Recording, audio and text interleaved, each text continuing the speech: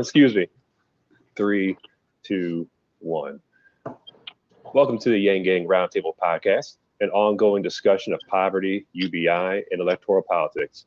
It is Friday, July 17th. I am your host, Jeremy Sammons. Later in the show today, we will be joined by Green Party nominee Howie Hawkins. But joining me right now are 5 other UBI advocates who will introduce themselves now. And we will start with you, Ariel.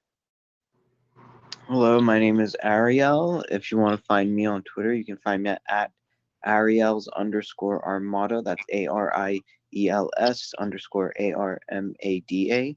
I just recently had an interview with Liam O'Mara, who's running for Congress. I believe it's in California's 46th district.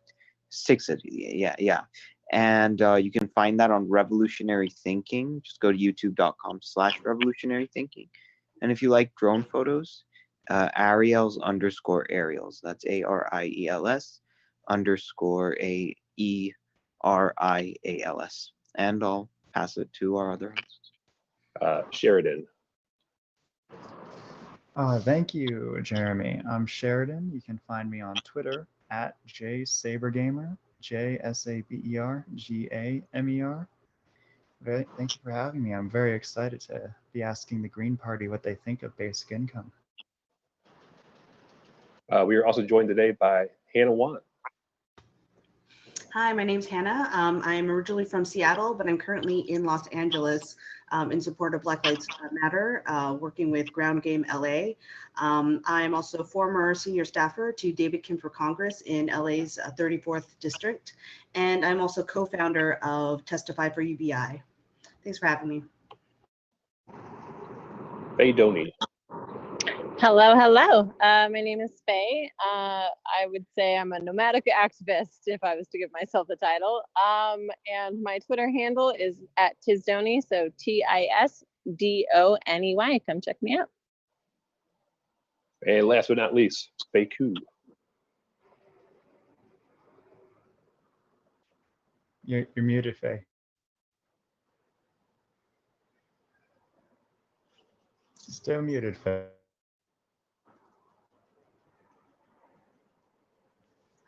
Hello, I am at Palestine Math on Twitter. Sorry about that.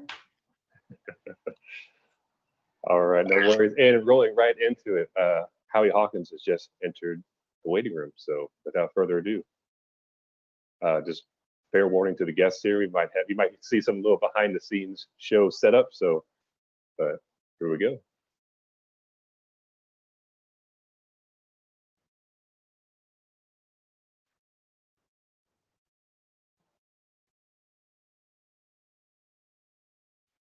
So exciting.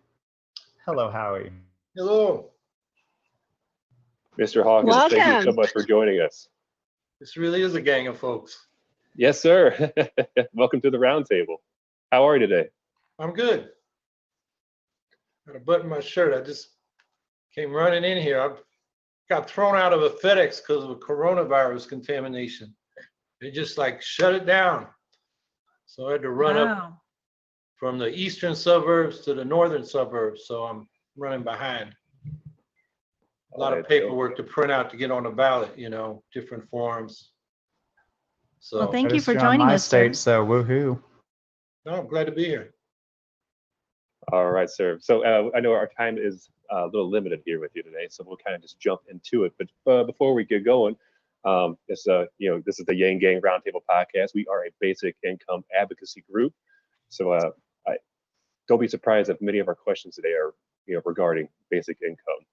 But once again, thank you so much for joining us today. And with that being said, I will toss it to the group. If I could actually ask something that isn't basic income related, because it's been burning in the back of my mind for a few weeks now. It's November 3rd, I believe. Yeah, November 3rd, Biden has won, but the Green Party has 10% of the popular vote and 7% of the Electoral College. What happens to the Green Party then? Well, I think we're in the debate.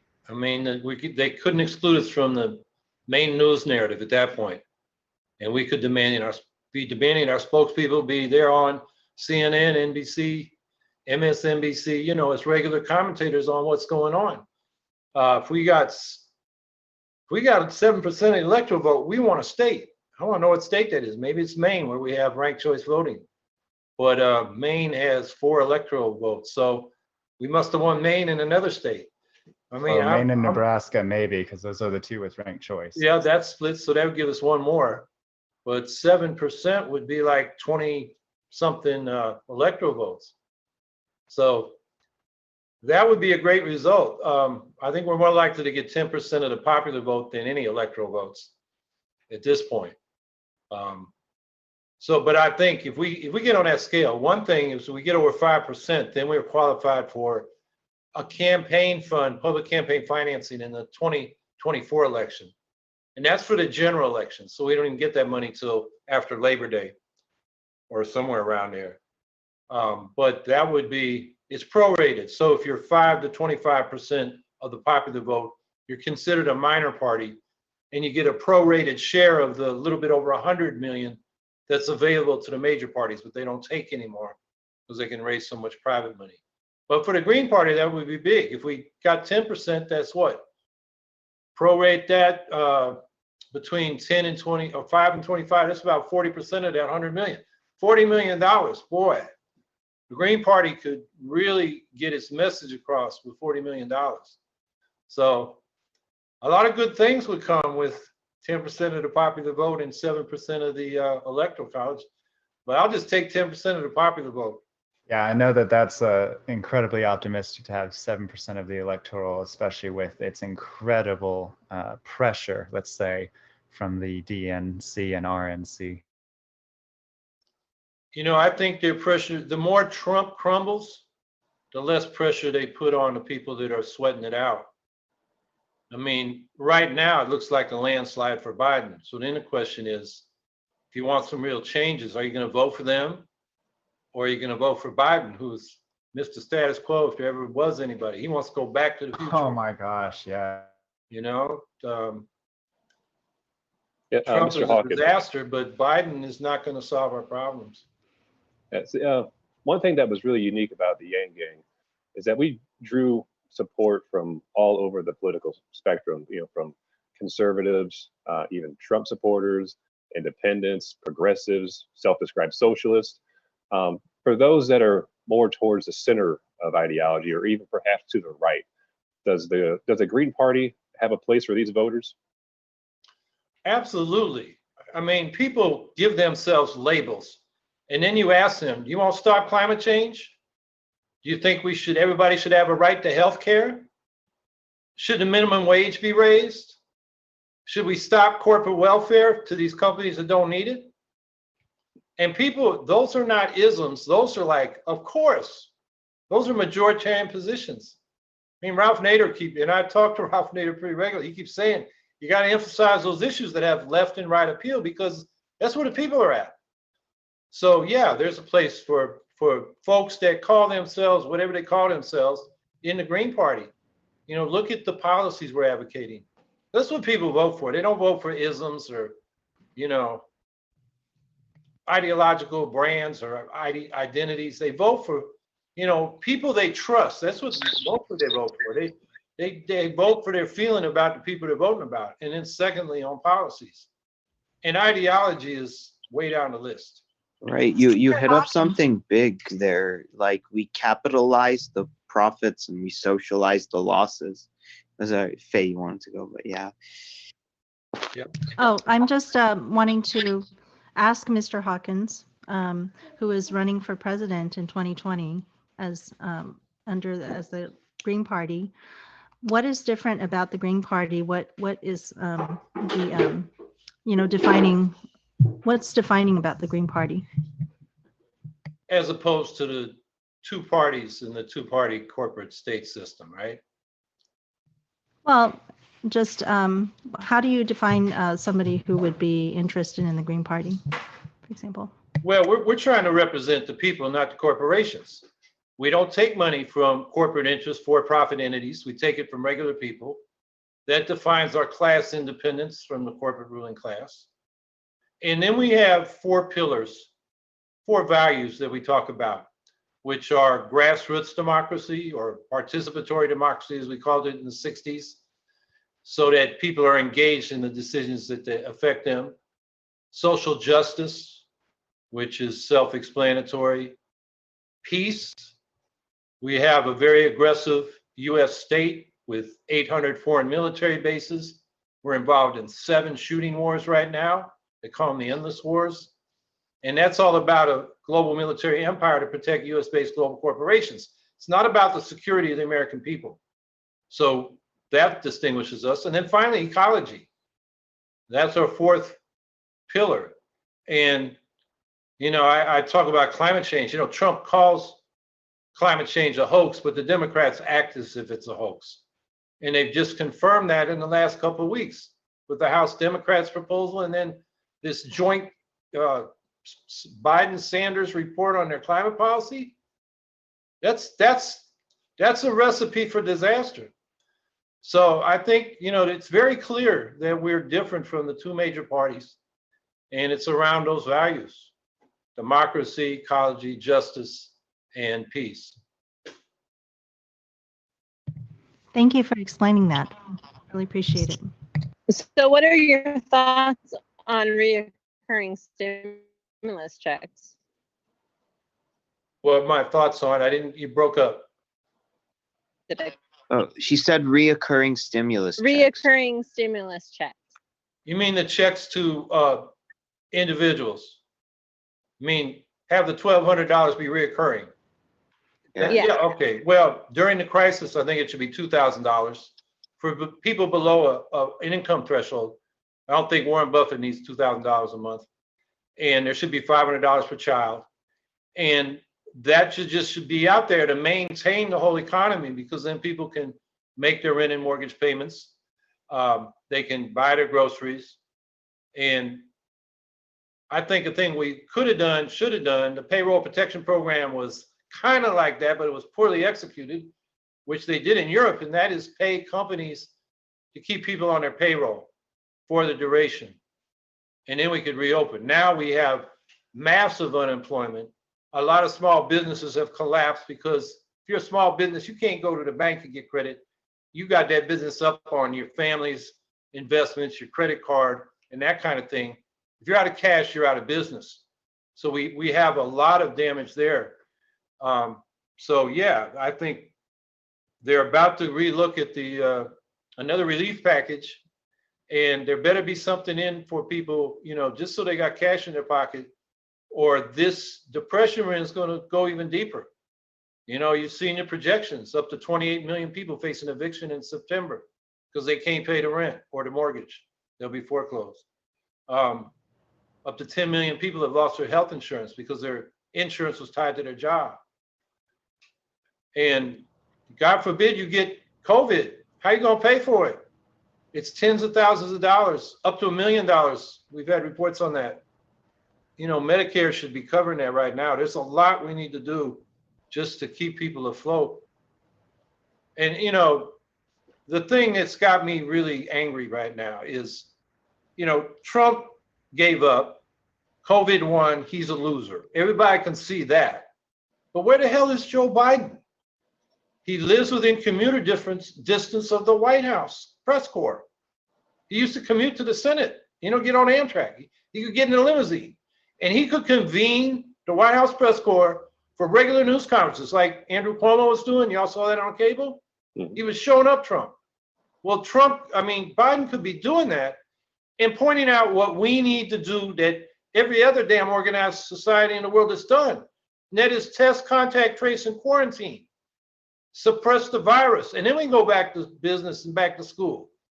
And in this country, they're leaving it to private enterprise. They got a dogmatic faith that can do everything, and to the states. And the states are bidding against each other for personal protective equipment and medical supplies.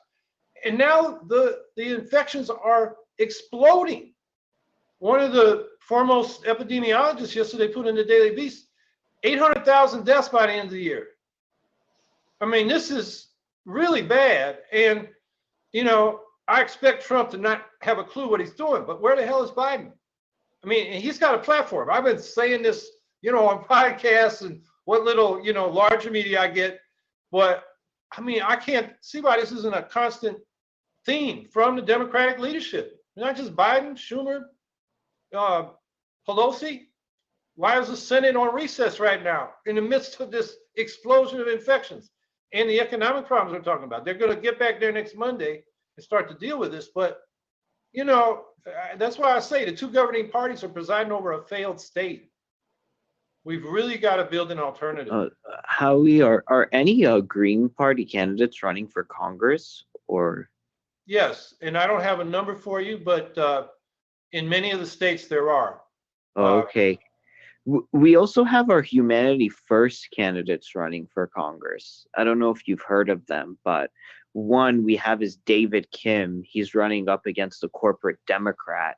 So maybe if in one of these states we have somebody from Humanity First movement and you have somebody from the Green Party movement, we can co-endorse or something. Well, I'm all open to that. I've never heard of Humanity First, but check it out. We are, Angela Walker, my running mate, and I do have also the nomination of the Socialist Party. They don't have any ballot lines, but it's a great tradition going back to Eugene Debs and Norman Thomas and A. Philip Randolph. And we're seeking the nominations of some state independent progressive parties like the Oregon Progressive Party. So we're open to those kind of relationships. And so, I would look into that and, get a hold of me, directly, and we'll see what, the situation is there and see what's possible. So I'm interested in the COVID-19 emergency measures that you have on your platform. That $2,000 a month you believe should go to all adults over the age of 16. I like how you're starting it at a little bit earlier than what we've seen with the $1,200 stimulus. Seems like 17-year-olds were completely cut out of the stimulus for some reason this last time. Yeah. Well, we just, the idea when we wrote that was this money's got to get out the door because people got, bills coming and they need help right now. And so that's a short-term program and for the duration of the crisis. Over the longer run, we support a guaranteed income above poverty. The demand that the civil rights movement, particularly at the Poor People's Campaign, Martin Luther King was making in the second half of the 60s. And basically we build it into the tax structure. So they call it a negative income tax technically, but if your income is below the poverty line, the government sends you money to get you up above the poverty line. And then as your income goes up, you pay a progressively scaled income tax, which has to become much more progressive. That's another thing. And the poverty line should be basically doubled. That's what the research on self-sufficiency budgets show.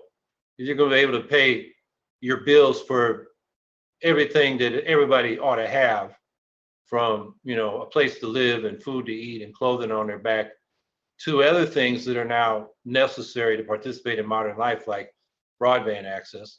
The poverty line has to be doubled.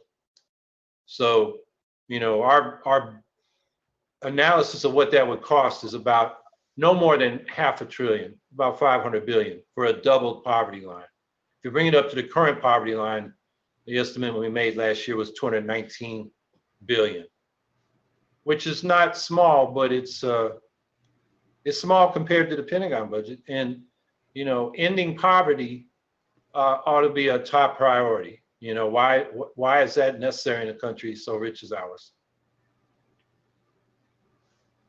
I don't think you've said that is the thing that we all agree with here. Absolutely, I think. Yeah, so I actually had a question about the guaranteed minimum income policy that you just talked about. And I know almost everyone here, we're in favor of a universal basic income because it's not based on the theory that every human has value and that we are all contributors to this society. And so we are owed basically a share of it in the form of a basic income.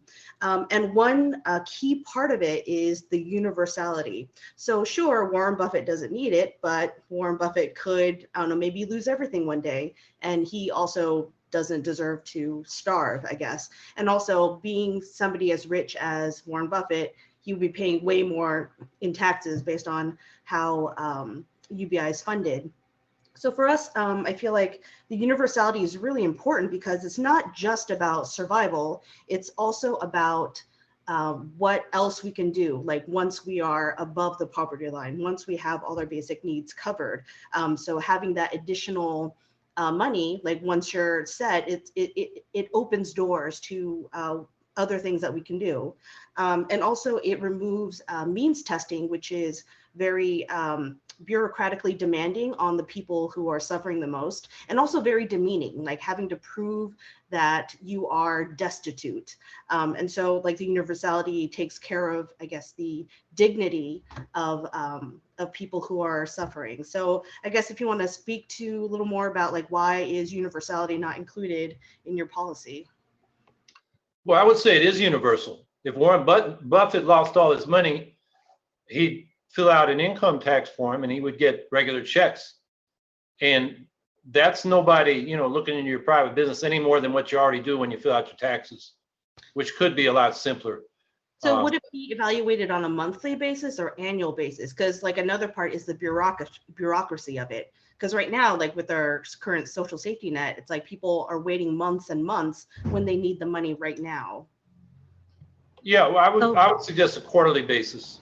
If you have to make quarterly payments on your income taxes without, you know, incurring a penalty, because that's the way your income comes in, and you don't withhold enough through your wage labor, I think the same thing could be done. So the form could be filled out quarterly or updated quarterly, and it should be simple. It shouldn't be onerous.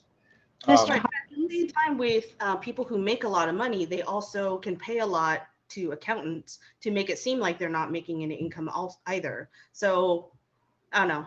Well, we got Hawkins? We got to close the tax havens, and we got to close the loopholes for these people. The tax code is, you know, big long shelf, and there are lots of little laws written for particular people or particular companies. We got to clean that out and have a simple system that applies to everybody. You know, another concern with paying it to the Warren Buffetts is that under the current tax structure, counting local, state, and federal, labor income is paying at a higher rate than capital income. So you're taxing working people at a higher rate than you are Warren Buffett to pay Warren Buffett money he doesn't need when you make it universal. Mr. Hawkins, I have a suggestion, which is we can make the payment of it universal because we don't actually know how much people are making right at this moment.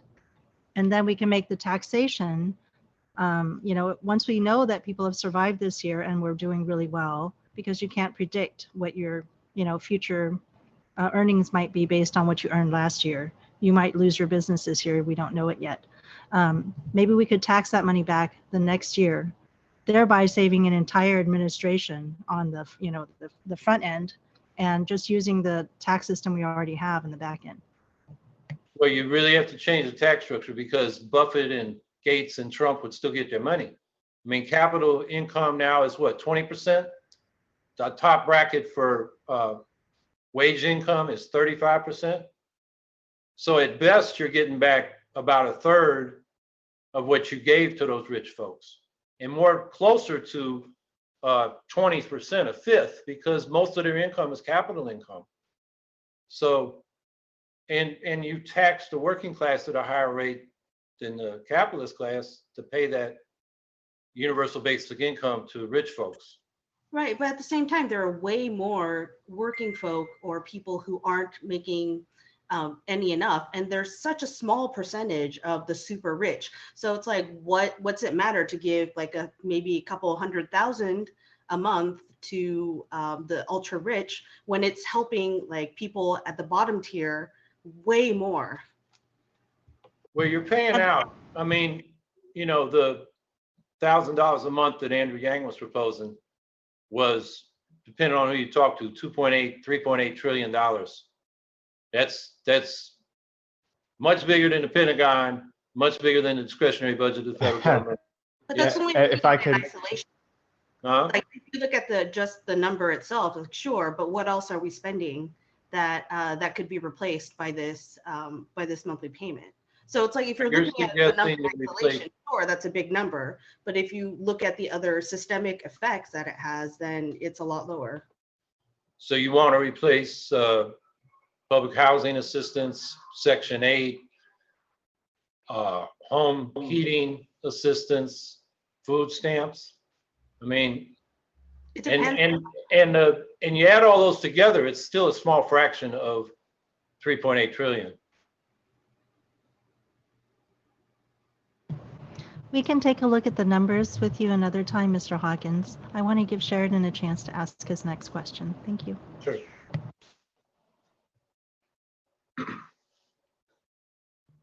Are you ready, Sheridan? Okay, maybe sorry, not. my mute button was having issues with me. Okay. Yes, this actually leads from what you guys were just talking about a little bit. I was curious about your taxation policies, and particularly that you have land value tax and wealth taxes, which are traditionally very easy to avoid with the clever accounting Hannah brought up. However, there is a tax that isn't that gameable that you don't have included, a value added tax, which is a consumption tax, which could really help control the issues that you see of Warren Buffett not needing that extra $2,000 a month.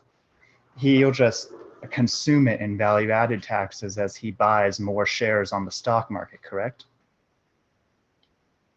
He can avoid which tax? The wealth tax?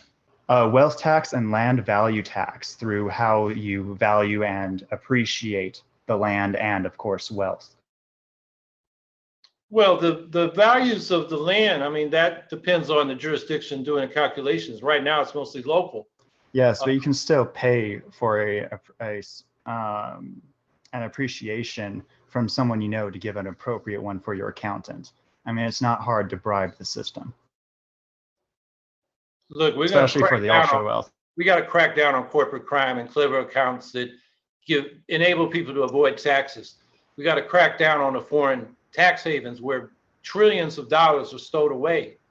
Wealth tax is enforceable. I suggest you look at the Triumph of Injustice by Jason Zuckman and see how they propose to do that. We have this problem because we got a rich man's government, and they let the rich get away with this stuff. You know, we can have clever accountants too working for the public to catch these corporate criminals. Oh yeah, but we need to fund the IRS. Donald Trump has not shown us his taxes. We know this guy's got a rap sheet going back decades. He tells one thing to the insurance company, another thing to the bank, another thing to the tax man. And he's sitting there in the presidency with immunity. And now New York can get its taxes, or can have Congress get its taxes because of a law passed in New York. And the damn Democrat that's running that committee in the House says, no, we want his federal taxes. We don't want to look at his state taxes. And now with his court decision, they ain't gonna get no taxes for a while. I mean, that's what goes on. We can't let these rich, I was going to use a bad word, get away with this.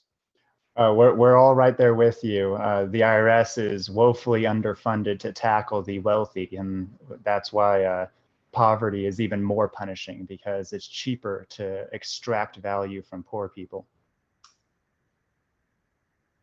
And like, not just to extract money from poor people, but then like punish them for not being able to, you know, keep their lawns clean enough, right? We were just talking before you got on about like, well, Sheridan, you want to talk about it?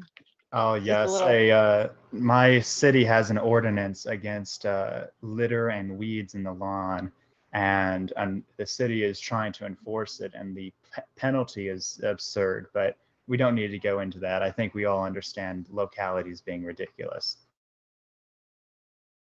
But it's just, I guess to me, it's just, there are so many predatory businesses, and it's even hard for people to even know who's been, you know, their money taken away because of some kind of scam and stuff. The only way I've been able to find out about this stuff is because of Netflix TV shows, you know, and it's like, That seems to be where everyone's getting a lot of their information if it isn't from online, Anyway. So, Mr. Hawkins, I wanted to also bring your attention to something that is plaguing both of the major candidates, which is that neither one of them seems to have the full support of women who are a little bit concerned about past misconduct or possible misconduct. We just don't know what's really happened in there, and there have been a lot of accusations, especially for the incumbent. And so I was reading on your website, on your questionnaires about you have different questionnaires from different groups that are asking you interesting questions. And I like the answer that you seem to be very serious about taking the Me Too movement seriously and really addressing women's concerns. Can you tell us a little bit more about your women's policies?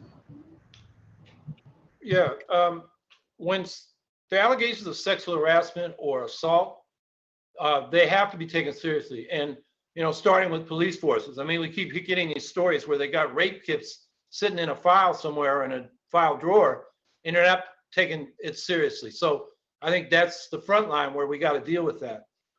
In terms of women policy, the ERA should pass. We've got, just a couple more states, I believe, and that will give women a stronger legal tool to fight discrimination. We've got to codify Roe v. Wade in Congress before the Supreme Court takes it away. And then we got to enforce the laws that are on the books. The disparity in wages in a lot of companies, there's not comparable pay for comparable work.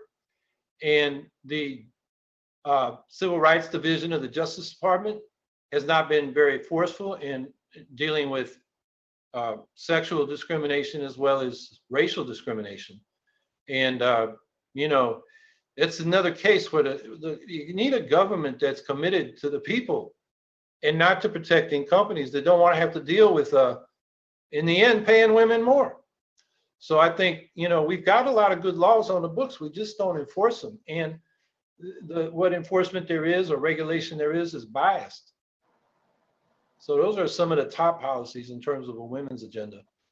And I think, when you guys talk about a universal basic income, and I talk about a guaranteed minimum income, we're talking about the caregivers who tend to be women who don't get compensated or don't have the independent economic wherewithal to get out of maybe a relationship they shouldn't be in because it's dangerous and they're being abused. So, I mean, I think that's probably the most important reason to have some kind of basic income for everybody so that they can have that economic independence, particularly women. And, poverty disproportionately affects women, often single women with children. And so that's another part of a women's agenda. We've got to take care of the young women raising children who are really on the edge economically. And then their children are coming up in poverty, and that creates more problems. So it's going to be more expensive to fix those problems later, it seems, than to just help them now while they're growing up. Show that, you invest now in preventing, like just after school youth programs and city recreations is like a 7-to-1 return on investment compared to where young people don't have those options and they get involved in the criminal justice system and what that costs. So we wanted to give you a chance. Jeremy, do you want to do that? Yeah, Mr. Hawkins, thank you so much for joining us today. I know your time is valuable and you're a busy guy, but we would love to have you for another 15 minutes or so if you're available. I'm available. I'm right here. And I don't have to be anywhere else. Hey, if you feel comfortable, we can continue the conversation, but please let us know if you need to go. I'm good. We really value your time. Okay. Oh, well, then can I have you explain your minimum income above poverty a little bit more? Yeah, this was a big deal when I was coming up in the 60s. It was what the National Welfare Rights Organization was demanding. It's what Martin Luther King was demanding. It was on the Poor People's Campaign, Economic Bill of Rights. And basically, it's built into the tax structure.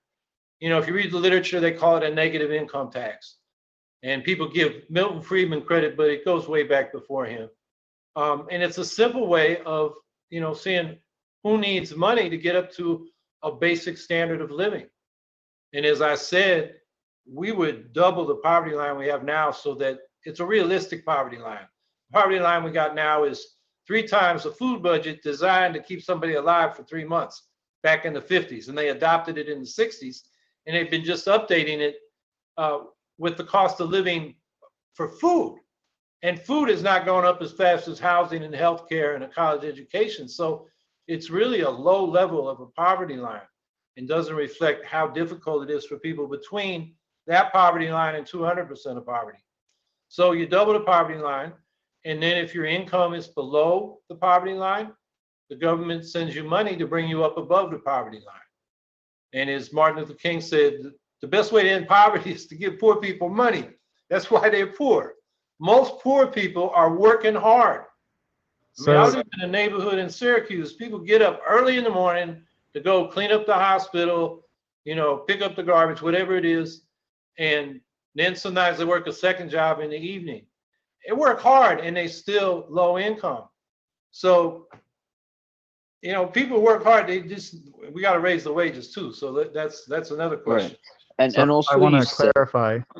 I want to clarify. Your minimum income is essentially $24,000 a year, rebated through the IRS. Well, no, it's about $2,000 per adult per year. I'm sorry, $2,000 per adult per month, and that would bring them up to. And the way I looked at that was a poverty line for a family of 3. So they can support themselves and their children. My clarification, I guess, is this a one-time lump sum of $24,000 a year rebated through the IRS, or is this a quarterly payment of what would it be, $45,000, or is it a monthly payment of $2,000? It would be monthly payments, and the amount would vary depending on how far you were below the poverty line. I'm assuming 0. Let's just assume 0. No one has any employment history, just brand new American citizen ready to work. A single adult. Yeah. Yeah, that would be $2,000 a month. Okay. And that assumes they have no income. So yeah, they're ready to go to work, and they got here. Here's $2,000. Good luck. How does this apply to people who are gig workers, who might even just be doing stuff like, using Facebook jobs or Craigslist, for those kind of things? Like, how does that affect those people? I mean, like under the table work even.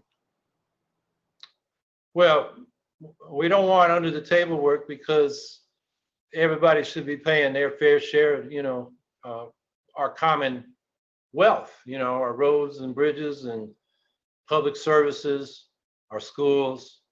So we want to, create a labor market where people don't have or can't work under the table. I know that a lot of that goes on. The estimates vary, up to 10% of all the exchanges. If you're working under the table and don't report the income, IRS isn't going to know that. So what we're talking about is what the income you report. And then, where does that stand in relation to the poverty line or the percentage of your income you should pay in taxes based on your income? Hannah, you have a question? Yes. Hi, thanks for coming on here. One of the pillars that you mentioned for the Green Party was social justice. Would you mind outlining some specific policies that support that? Sure. First of all, economic justice. We're calling for an economic bill of rights. It includes a job guarantee, the guaranteed income above poverty, Medicare for all, affordable housing for all, which we want to do by rent control at the federal level, like we did during World War II in this current emergency. With we're up to, what is it now? About 700,000 homeless people, and it's about to get much worse. So, and people are being displaced. So rent control, and then we want to build 25 million units of public housing. So it's like Europe, where it's mixed income housing. There's about 40% of the units reserved for low income people, which will solve their access to affordability. But you also want, regular working class folks and professionals in these developments. There'll be high quality developments so that you're not segregating the poor. So that's housing, education, tuition free from pre-K through post-secondary, college, trade schools, and continuing adult education. And then finally, a secure retirement. And there we want to double the Social Security benefit. So that's dealing with economic justice. Now, we need to deal with racial justice. We've had an uprising against the centuries-old pandemic of racism, which people of color have known about firsthand, but a lot of white people are now upset about it because they saw it in living color on their TV screens with George Floyd and some of these other cases. And so what we need to do there is, first of all, the police have to be under community control. Right now, they police themselves, and that's how they get away with murder and other crimes, like civil asset forfeiture and slush funds. A lot of these departments have.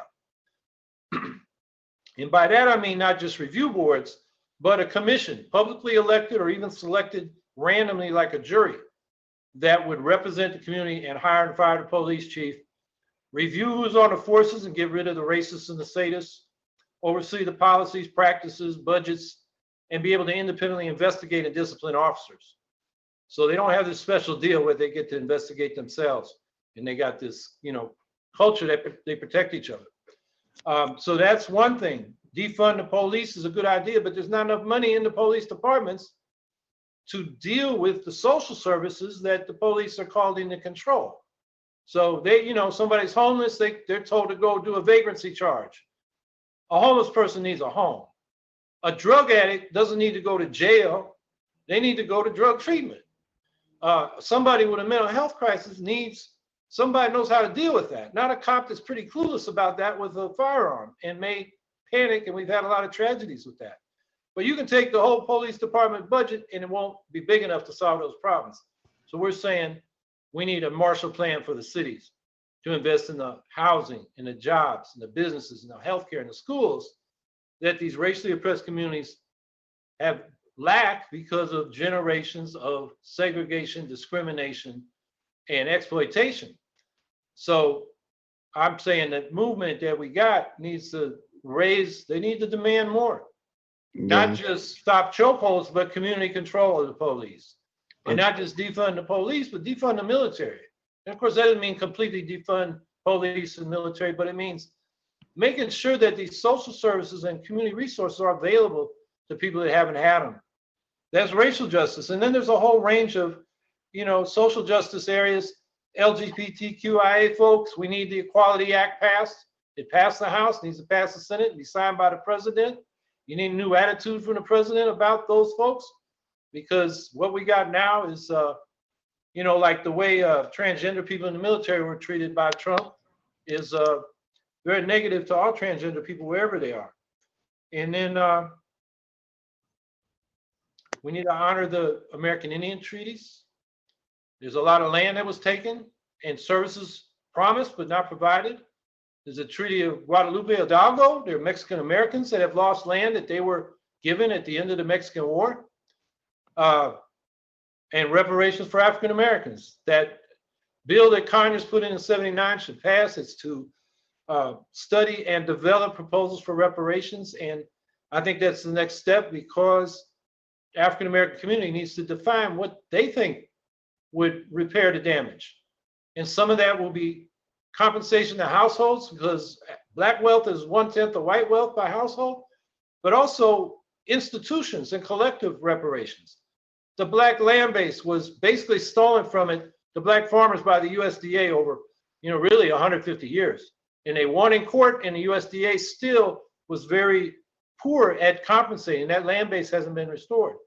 And then there are educational and cultural and economic institutions that a reparations program might invest in to help the Black community improve its standing and its quality of life. So I think there's a lot of social justice work to do, and I think I covered the main areas there. Howie, on one call, you talked about A jobs guarantee. A lot of times, a lot of people like get a lot of education. They get like a bachelor's or a master's, but they end up in like menial jobs they could have done. Like if we're seriously talking as a dropout of high school, it's like maybe a like a telemarketing job or a job that you just maybe. I'm not saying there's anything wrong with it, but like pick up trash. It's like, but like, what is it that a person can have so much credentials and so much knowledge and end up with like an exploitative line of work? Well, I mean, the structure of the job market and the available jobs keeps changing with technology. And, my philosophy is we need carpenters that read Aristotle. I mean, I went to Ivy League school. I also had vocational classes in high school. I had a professor tell me, and this is Dartmouth College, an Ivy League school. He said, you rich guys are going to hire you smart guys. It was all guys back then, to write memos for the rich guys, whether you're in government, corporation, or the nonprofit sector. And I'm sitting there thinking, oh, and only 5 people would read them. And knowing what I knew even then, they don't even read them. You write papers for your professor, and then he gets comments, and did he really read what I said? So I said, no, I don't want to do that. I did like, building stuff. And that was when we were doing green jobs in a worker co-op in the 70s, installing wind and solar, doing energy audits, insulating homes, retrofitting them. And I liked that work better than I did the writing memos part. But, I that doesn't mean I shouldn't have gone to Dartmouth College. I learned so much there. I mean, one thing I learned is that the rich are no better than the rest of us. They got all the foibles that ordinary people do. So, the question is, there are certain jobs that are intrinsically really fun doing. One thing that we can do with worker co-ops is share the brain work and the sweat work, and adjust it to people's ability to do sweat work. We have a job guarantee in our eco-socialist Green New Deal, which will create 38 million jobs to get this transition to clean energy done in a decade. But there's some people that are not suited to the construction or the factory work for various reasons, physical ability, age, attitude, so if they can't find a living wage job in the private sector, they should still be able to go and get a job. That would more likely be in social services. So yeah, it is an issue. You get overeducated. I don't like that word overeducated. Nobody's overeducated. The question is, can we find work that's intrinsically worth doing? And I think part of that is changing how we organize our firms. And that's where I like worker co-ops, where collectively the workers can decide, okay, we're going to share the brain work and the grunt work. And I have to tell you, I've worked in construction for 22 years. And the best job I ever had was in that worker co-op, because when I worked for another contractor, I got exploited. I didn't get what I deserved. And when I was the contractor, I worked day and night. This is before computers. I have to do my budgeting and everything and my bookkeeping on graph paper. And, I would work, 8 to 10 hours, and whether it was hot or cold, and then I have to go home and do all that paperwork. Man, so it was exhausting. I made more money, but when I was in the worker co-op, we shared that paperwork and we shared the work on the job sites. And I think that's, a great way to think about how we get everybody their fair share of fun work and their fair share of, work we just got to do. Yeah, it's not a bad idea. And like more practical educations in our high schools about like money and finance and all that stuff. I was just amazed how we didn't even have that. And I went to Beverly High. I didn't go to I grew up in Beverly Hills, and we didn't even have any of this practical education, which was insane to me. When you went, did they still have, what did they call it? I'm blanking. There was home economics. No, they got rid of all of that. I was up, born in 88. Yeah, so. In the 60s, they still had it, but it was being denigrated. And it made people suckers for, bank loans or payday loans. I mean, people really. Student loans. Student loans, yeah. I think those kind of courses are really important. And, you know, they've narrowed the curriculum down to teaching for the test and leave out so many important things which you can't even measure by a test, like teamwork, leadership, intellectual self-confidence. You know, you score lower on a test and you think you're stupid. And some of the smartest people I know are poor test takers. So, yeah, there's a lot to do on education policy as well. Mr. Hawkins, one of the things that Andrew Yang said when he was running for president, like you, he said that this is like the longest job interview he'd ever undertaken. And I'm sure you're still in that stage. But we're wondering, what would you do, or how would you, right now you're in the talking phase and, you know, letting people know who you are, but what do you do to listen to the people in the United States? And how would you make the government more responsive to the people's concerns? Because we have a failure of listening, I think, in our government, and actually being able to make changes, you know, at a rapid enough rate to accommodate the people's needs. So what would you do for that to heal our divide right now? Well, there are a couple things in there. The divide between the Democrats and Republicans, which they play as a zero-sum game, is the result of having two ideologically opposed parties in a two-party system. You have a multi-party democracy. It doesn't pay to go negative.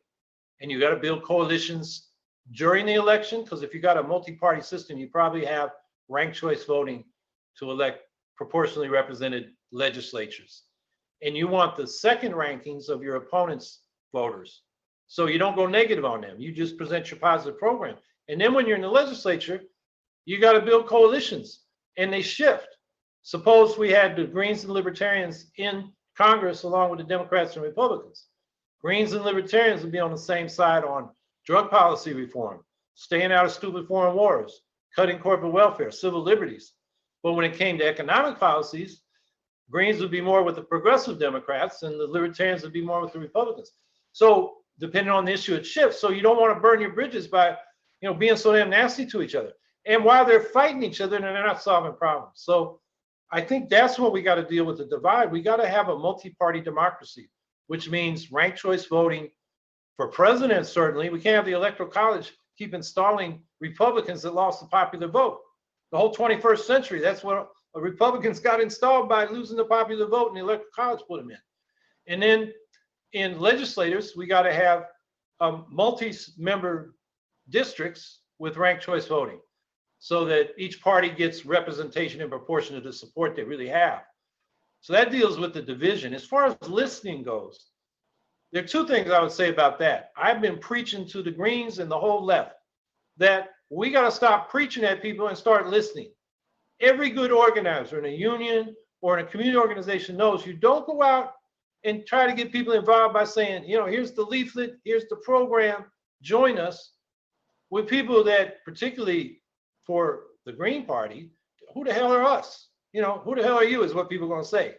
And they say that to the peace activists or whoever's coming out to enlist people, particularly in the working class communities, that feel like they're ignored until election comes around, and they get advertised that, and they say, we're not voting. And they don't vote. We had 100 million people not vote in 2016. So I'm saying the Green Party got to learn how to be organized. Go out and listen.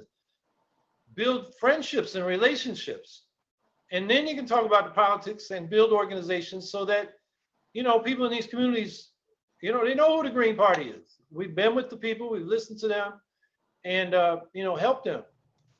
That's one part of it. The other part is our government is very centralized. Despite its federal structure, we don't have what we had in the cradle of the American Revolution. That was town meeting.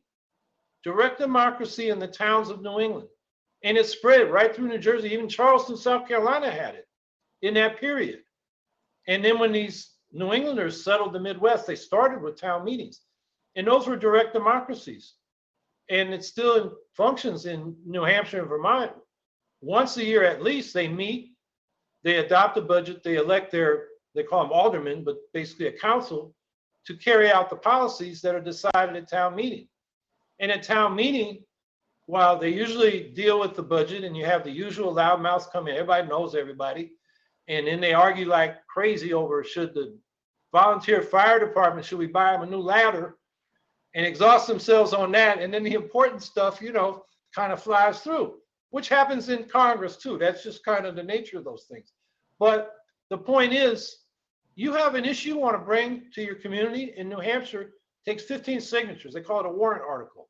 You get 15 people in town to say, we want to talk about, one thing we did is stopping the Seabrook nuclear power plant back in the 70s. People brought the Vietnam War, put it on the agenda. The nuclear freeze movement in the 80s, the Iraq War in the early 2000s. And while there's not a formal connection to those resolutions to their representatives at the state or federal level, they carry enormous weight. For example, in fighting the Seabrook nuclear power plant in New Hampshire, when we started, we had 7% of the people with us. And we sat in the nuclear construction site, 1,414 of us were arrested. They put us in National Guard armories for 10 days. We're all over the news, all over the country. The anti-nuclear movement exploded out of that. But the people in New Hampshire, they said, okay, you know, you got our attention. But then we went to town meeting and we said, the utility's making you pay for this thing before we even know it works. And this is rock rib Republican New Hampshire back then, reading the Manchester Union Leader, much more conservative place than it is now. And these conservative people said, you know, you radicals are right. Why the hell are we paying for this in our rates when it isn't even built? Traditionally, you don't pay for a power plant till it's on the grid. And we took that up and down the state, and it passed in hundreds of towns. And then the governor, who had got elected pushing this, it's called Construction Works in Progress, he knew he couldn't pass it. The people didn't want it. That's the kind of structural grassroots democracy I think we need to be thinking about. And that's something we got to do in local governments, rewrite our city charters to empower neighborhood assemblies, rewrite town charters to return to the town meeting idea. And so I think then it's not just, you know, getting the people in power to listen, it's having a structural power where they have to listen, because your voice is real clear. And, you know, you can strengthen what the town meeting resolution has a moral suasion, but you can make it what they called in the French Revolution and the Paris Commune, the imperative mandate.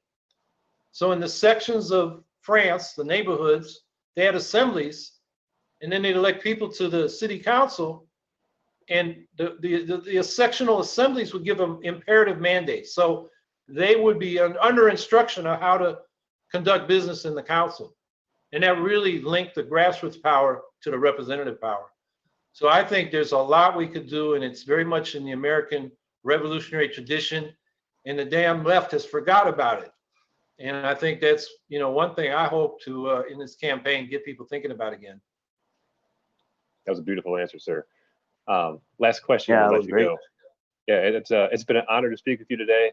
What I want to know is, what is your favorite swear word? Well, I think the one that pours out is the MF word. You know, when I'm talking about Trump or even Biden these days. You know what the new MFers are? We're the new moving forwarders. The new move forwarders. All right, that's a perfect answer to that, sir. I think I personally definitely agree with you on that one, man. So once again, Mr. Hawkins, thank you so much for joining us today. And I'll give the floor to you, whatever, for your closing statement, if you'd like. Okay, well, I really enjoyed the conversation, and I know the people you talk to in my campaign say my time is so limited, but I'll take time out for you guys. I enjoyed this conversation. Look, I can't even remember if I said that in this discussion, because I'm doing this all day, every day. I repeat myself, but you know, I started my campaign on we're trying to provide real solutions to 3 life or death issues, and that was the climate meltdown, and our answer is the full-strength Green New Deal. The inequality crisis, where working class life expectancy is in decline in this country. So that's where the economic Bill of Rights to end poverty and economic despair comes in. And then the new nuclear arms race. The Bulletin of Atomic Scientists has their doomsday clock the closest it's ever been to midnight. The International Campaign for the Abolition of Nuclear Weapons got the Nobel Peace Prize 3 years ago for getting 122 nations to agree to the text of the Treaty on the Prohibition of Nuclear Weapons that was signed 3 weeks ago last week. So there's a nuclear disarmament movement out there in the world, and nobody in this country knows about it. None of the presidential candidates are talking about it. None of the political leadership is talking about it. And the Bulletin of Atomic Scientists is trying to warn us we're in deep trouble. So those are the three issues. And now we got the coronavirus pandemic and the uprising against racism, which is an old problem, a life or death issue for people that face violence at the hands of police or the institutional violence of poverty and discrimination. So those are the issues around which we've organized our campaign. There are a lot of issues, but we're saying when you go to the polls, vote for what you want. If you want Medicare for all, a full strength Green New Deal, and a guaranteed minimum income, vote for what you want. You vote for Biden, who's against those things, you get lost in the sauce. You know, you can be a Yang voter who wants UBI. Biden's not for that. I mean, what we're talking about may be a little bit different than what Yang was talking about, but it's the same principles. And if you want to make your vote count, vote for what you want. Make the politicians come to you. You get lost in the sauce with Biden, they don't know you're a Yang ganger. You're just another Biden voter. So, you know, we'd love to get your votes when it comes November. And, you know, the election is just one step in a long struggle. This is a marathon. So those are my last words for now. And maybe we'll do it again. Yeah, we would Thank you absolutely so love to have much. you on again. Thank you so much, sir. All right. Have a good day. Thank you for coming and talking with us. Does anybody else want to have? Yeah, that was fun. Have a great day, Howie. All right. Take care. Oh, that was a great conversation. Yep. Yeah. That really And was. it's interesting how the actual Bye. people are different when they Ta-da. get a chance He to. didn't want to end though. He's like, no. He's like, He's like, what? nah, I got all day. Yeah, I think sometimes the gatekeepers are a little protective, but that is their job. That's exactly it. The gatekeepers. It's hard to get past them, man. Yeah. All right. So, honestly, I think what we need to do is figure out who would be a good guest with him. If he wants to come